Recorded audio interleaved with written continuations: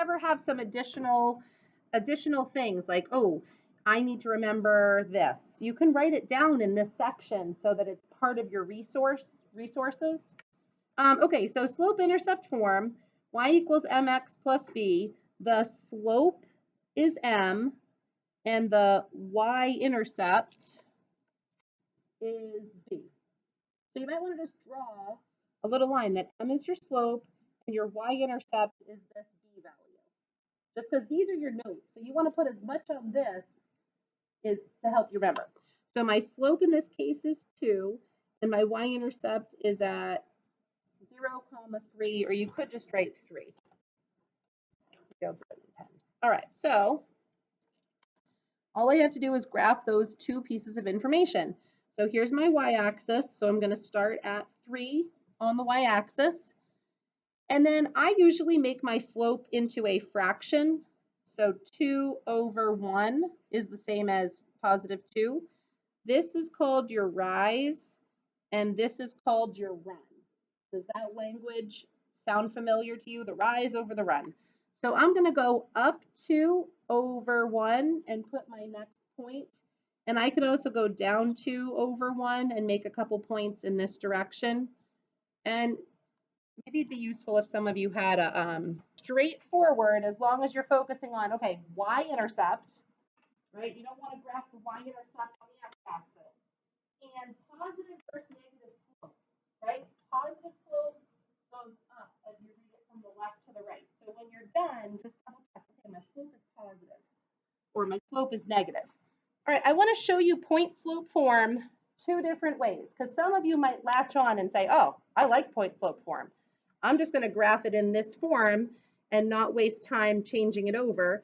But I'm going to show you over here that we could just turn it into slope-intercept form if we don't want to memorize another form. So you got two different options.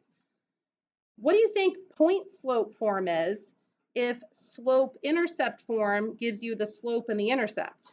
This gives you a point and the slope. So see how there's this y1 and this x1 in the formula? That's just meaning that the slope is 1/2 and another point on the line is -3, 2. So see this x plus 3 right here? See it in the formula? It says x minus x1. So the plus is actually a -3. And this y minus 2, see how it says y minus y1? That means that 2 is the y coordinate. So to me, that's the toughest part. Okay, it's opposite what I think it would be. So -3, 2 is another point on my line. So I'm going to graph that point, -3, 2. So remember, it always goes x, y. You always have to graph the x first. Then from there, I'm just going to do a slope of 1/2.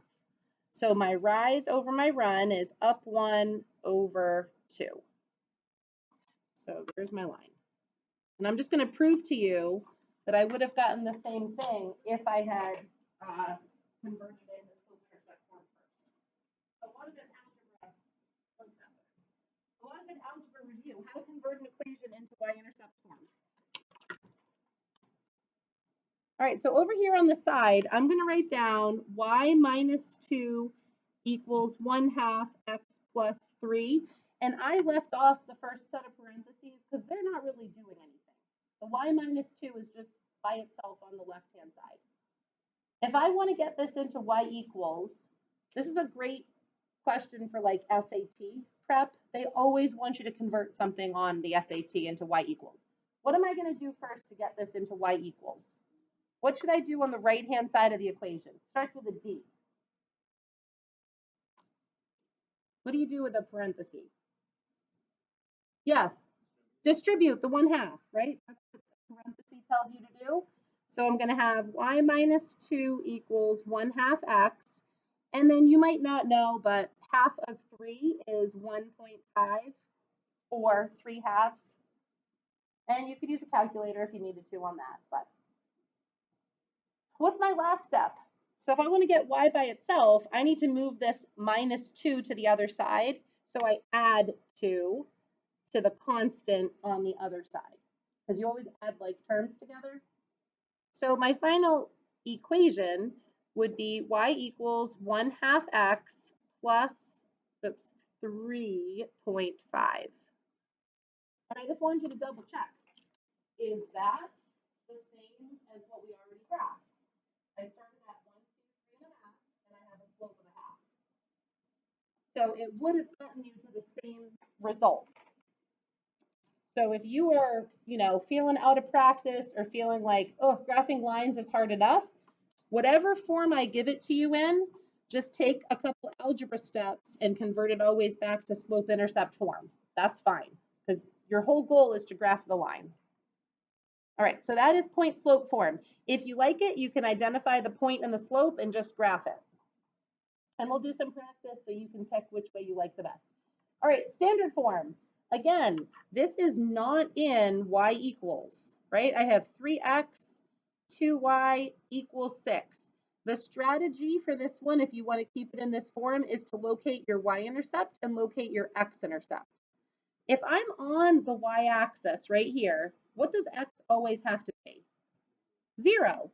So to find the y-intercept, you plug in 0 for x. So I'm just going to cover that up with my pen. Now I have 2y equals 6. What does y have to be to make this true? So I'm covering up the x. 2 times y equals 6. So I need my y value to be 3 to make it a true statement. Can you kind of see that in your head? So when x is 0, y has to be 3. That is the y-intercept.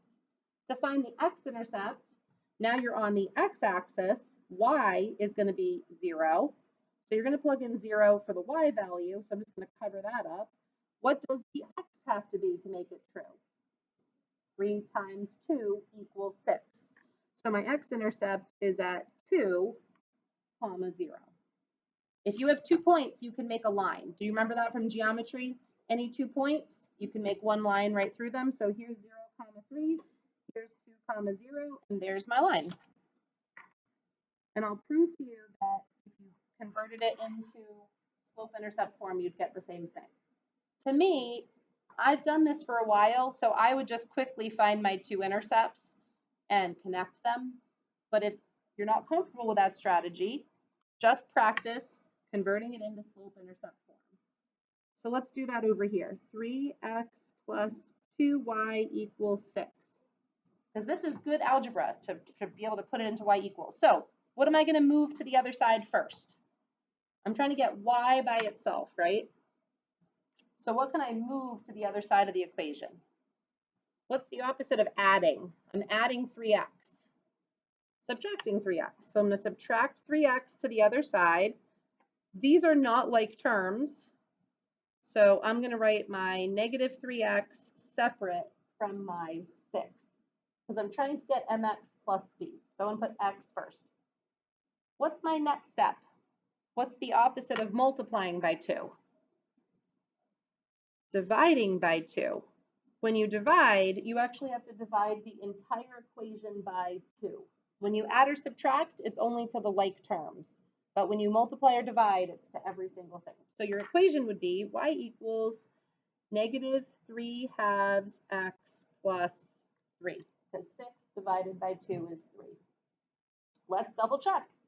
Is this the same line that we already graphed? Y-intercept of 3, down 3 over 2. You could do it both ways, and that would help you check your answer. You know what I mean? If you started in standard form and tried it, and then practiced converting it and double check, they have to match. So you might catch an algebra mistake, or you might catch a graphing mistake if you did that. All right, so those are 3 different things you might see on how they present graphs of a line. The other one I wanted to review with you super quick was horizontal and vertical lines, because when you see them, you need to be able to recognize, oh, that's horizontal or that's vertical. If it's horizontal, you're just going to see like y equals a number.